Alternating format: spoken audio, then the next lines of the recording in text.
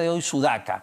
Tito Medina Wharton, director general de la Dirección General de Educación Básica Alternativa, ¿es su mano derecha? ¿Por qué tiene que ser mi mano derecha? Es lo que dice justamente la denuncia que saca Sudaca. Ah, pues si tú das fe de eso, pues es tu problema. Le estoy preguntando. Yo no tengo manos derechas, la única mano derecha es esta. Ya, no es una persona con su confianza. Es el director de la oficina de Ijeibira. Vamos a ir con ese tema en un instante, porque justamente Alfonso Isuiza Pérez, que era hasta hace poco jefe de la Dirección de Servicios Educativos del ámbito rural, ha denunciado presiones de ese tipo para contratar gente. Ya. Y lo que le manifestó este señor Medina es que él era su mano derecha. Por favor, antes de que me conteste eso, tenemos que conectarnos de inmediato con el canciller César Landa, que está en nuestra plataforma de radio. Nos conectamos. ¿O estamos con nosotros? Canciller, ¿cómo está? Muy buenas noches.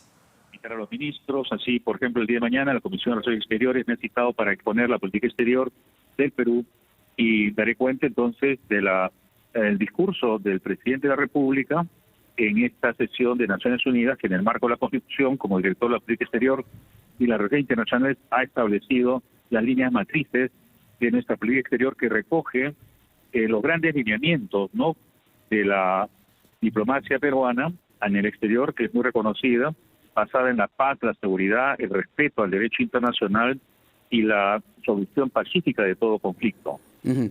Canciller Landa, estamos en la multiplataforma de RPP Televisión, en radio, en la rotativa del aire, en televisión, con el programa Todo se sabe, conducido por Omar Mariluz. Lo escucha todo el país. En ese sentido, ¿se siente responsable de lo que ha dicho el presidente Pedro Castillo ante la ONU en este discurso que ha sido también bastante cuestionado? Yo diría que el discurso del presidente Castillo ha sido analizado por expertos de la talla de Félix Granda, Ramiro Escobar, Farid Cajat, que han ponderado y valorado, ¿no?, la posición peruana, que no es de ahora, sino de muchas décadas, ¿no? Por ejemplo, el gobierno del presidente Belaúnde, en el año 84, reconoció el apoyo, no solamente declarativo, sino incluso fáctico, según la historia lo registra, al apoyo a la reivindicación argentina de las Malvinas, ¿no? Y en ese sentido señaló que en el marco de la organización de los Estados Americanos el Perú siempre ha tenido una acción destacada a través de las diversas propuestas y soluciones políticas que han contribuido a fortalecer la armonía y unidad continental.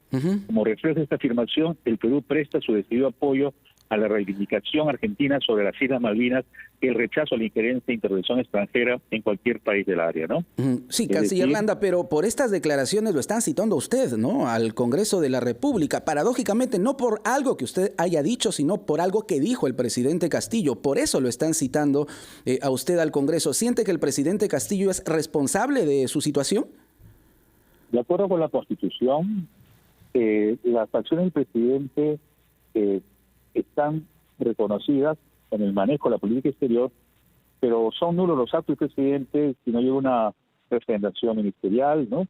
De modo tal que la Cancillería tiene, de acuerdo a la Constitución, la potestad y el deber, en este caso, responder a los requerimientos que formule el Congreso una vez que, de acuerdo al debido proceso, ¿no? Como en el caso, le señalo, me han citado al Congreso, a la Comisión de Exteriores, y yo estoy asistiendo, ¿no?, para dar cuenta de la política exterior, ¿no?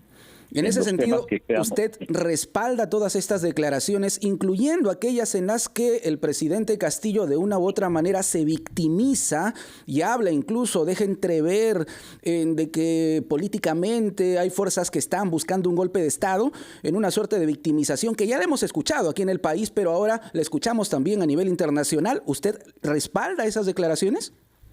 La política exterior del Perú no se trata de respaldo, sino de ejecutar políticas que son objeto de valoración y protección a nivel internacional.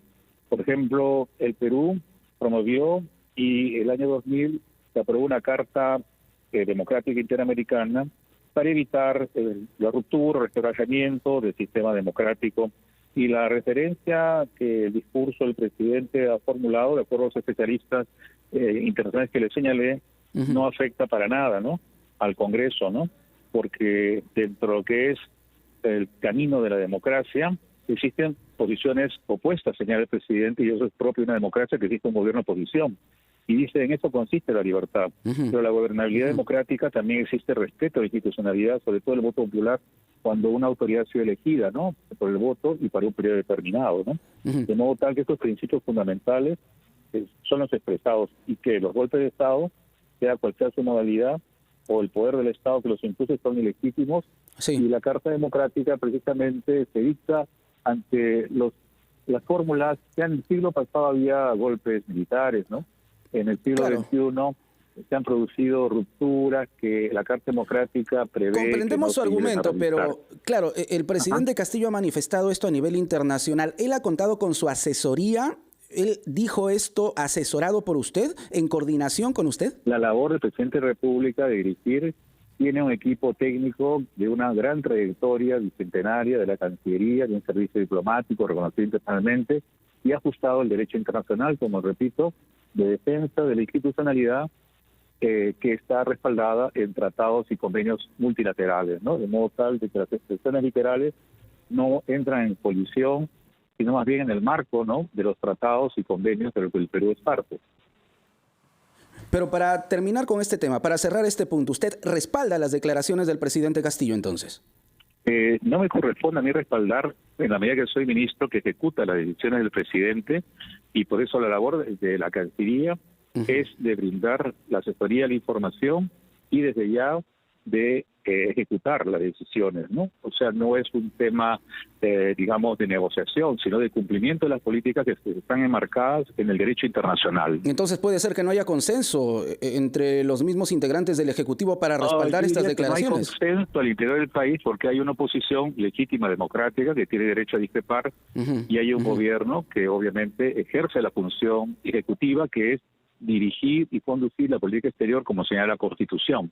Y las expresiones legítimas de oposición son obviamente propias de una democracia, aun cuando en Cancillería esperaríamos que en política exterior estemos todos unidos, como se ha logrado éxitos a otros ámbitos de por ejemplo, en el juicio ante la Haya, ¿no?, que tuvimos una victoria en el 2014, ¿no? Y en otros ámbitos, por ejemplo, solamente para precisar, viene la Asamblea General de la OEA en Lima dentro de 2 semanas, vienen 35 países, todos los cancilleres prácticamente, y eso significa que hay una confianza en el país en el sentido de capacidad de organizar y reunir. El presidente Biden ha recibido ayer al presidente y a su esposa. Es una manifestación, aunque simbólica, y de aquí tenemos la presidenta de la Comisión Andina. Pero en ese escenario, ¿usted se siente cómodo en su papel de canciller? Usted ha dicho es un escenario complejo. Yo diría que mi responsabilidad de servicio público es afirmar una política exterior multilateral, con una diplomacia social, ¿no?, y de respeto, ¿no?, a la autonomía y la soberanía de tanto los estados como también al respeto a la opinión del Parlamento, ¿no? Y es mi función, en tanto estoy obviamente bajo esta dirección de la Cancillería, en fortalecer la gobernabilidad democrática y desde ya el diálogo también. Por eso asisto al Congreso mañana, y si me necesitan posteriormente volveré a asistir a dialogar y explicar la política exterior. ¿Y se siente cómodo con la política exterior del presidente Castillo? La política exterior del presidente Castillo es la política exterior de la Cancillería, y no de ahora, sino, como repito, desde que el Perú se fundó como república, pues forjó una política exterior independiente, ¿no?, que buscaba la descolonización, por ejemplo, ¿no?, del Reino de España en su momento, como después del 45 con Naciones Unidas, y otros territorios que han quedado en esa fórmula todavía, ¿no? O también de reconocer la independencia de países, ¿no?, que también están todavía forjando la identidad como estados y el reconocimiento internacional, de modo tal de que yo creo que a nivel internacional también, de las reuniones que he tenido, ¿no?, con cancilleres y otras autoridades, hay confianza. Yo me reunía con el ex canciller Moratino de España y me pedía que Perú fuera la sede el próximo año por un foro de una entidad internacional, de una alianza de civilizaciones, ¿no? O sea, se renueva este compromiso porque hay una visión de confianza en la tarea de la política exterior del Perú. Canciller Landa, le comentaba que estamos en la multiplataforma de RPP. Omar Mariluz, del programa Todo se sabe de RPP Televisión, participa también de este diálogo. Omar, adelante, por favor. Canciller Landa, ¿cómo está? Muy buenas noches. Ante todo, una pregunta muy rápida en línea con lo que mencionaba Jorge. A ver, y más como canciller, pero también como constitucionalista, promover o tratar de promover una vacancia contra el presidente de la República desde su punto de vista técnico, ¿representaría un golpe de Estado? A ver, si se entiende la vacancia como la incapacidad moral que establece el artículo 113 de la Constitución, diría que es una figura que ha sido usada al inicio de la República, con Rivagüero, con Billinghurst en 1914, con Fujimori en el 2000, y bueno, con el presidente Vizcarra, de modo que es algo extraordinario, ¿no?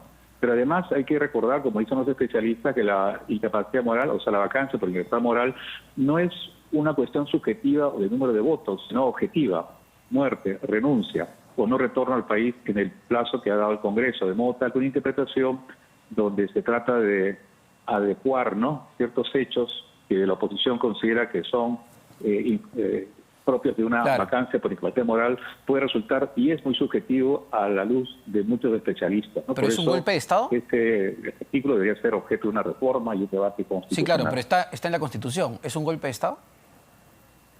Que esté en la Constitución no implica que su uso sea el adecuado, ¿no? Por eso la Carta Democrática de la región analiza los casos, ¿no? Y dependerá, yo diría, ¿no?, de cómo se interpreta la vacancia por incapacidad moral, porque, como se dice, a veces echa la ley, echa la trampa, ¿no?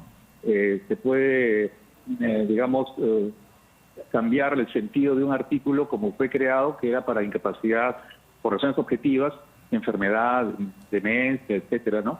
Que anulaba la autoridad, a interpretarla de manera muy subjetiva, y eso ha dado lugar prácticamente que tengamos pedidos como ocurrió el 2016 o el 2017 con el presidente Kuczynski, una vacancia, la renuncia, luego el presidente Vizcarra, de modo tal que la gobernabilidad es importante y la seguridad jurídica, que es lo que demanda el país, y sobre todo los ciudadanos que no quieren, pues, ver que entre y cambie, ¿no?, presidentes, más aún se dio un voto popular, ¿no? Solo para terminar de mi parte, canciller, ¿por qué retornaron los embajadores Manuel Rodríguez Cuadros y Harold Forsyth luego de bueno, salir a renunciar cuando estuvo su antecesor Rodríguez McCain?